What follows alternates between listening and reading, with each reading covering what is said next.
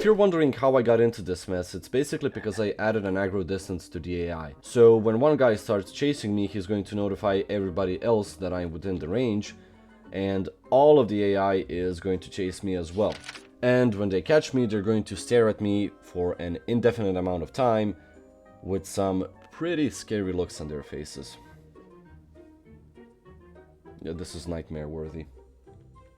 Now, if you're wondering how the aggro distance is working, it's basically a sphere that analyzes if there is an enemy inside it. So if this enemy has an aggro distance of 15, which is visualized by this red circle, it's going to chase me first, and then it's going to look inside of the circle, find another enemy, in this case enemy number 2, and it's going to inform him that he's chasing me. The enemy is going to use that information and chase me as well, because he got notified that there is something to be worthy of chasing within some distance. And that's everything when it comes to AI. Now, in the last video, I made a promise that I'll showcase how Harry casts his spells, or rather how he incantates the spells, but I completely forgot to put that part in the video. So here we go, this is how Harry casts Flipendo.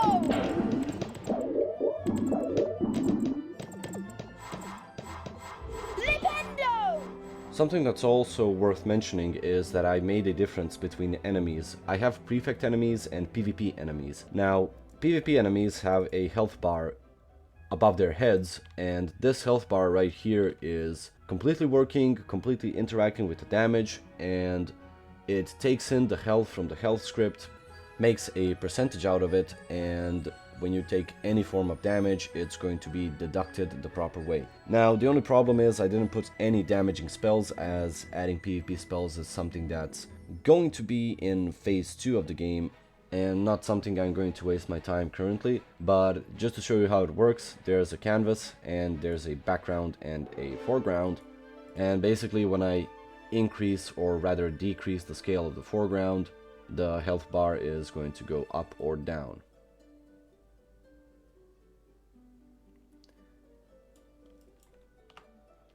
And last but not least, I'm just going to tell you what's coming within the next updates, or what I'm currently working on, and that's the shop system and the ability system. So I want to have some sorting, filtering, basically have a shop system that's similar to World of Warcraft, and I'll showcase that once I'm done. The second thing is the abilities. I'll have the basic abilities like Alahamora, Flipendo, Rictus Sempra, and all of those environmental spells that are going to be auto detection casting.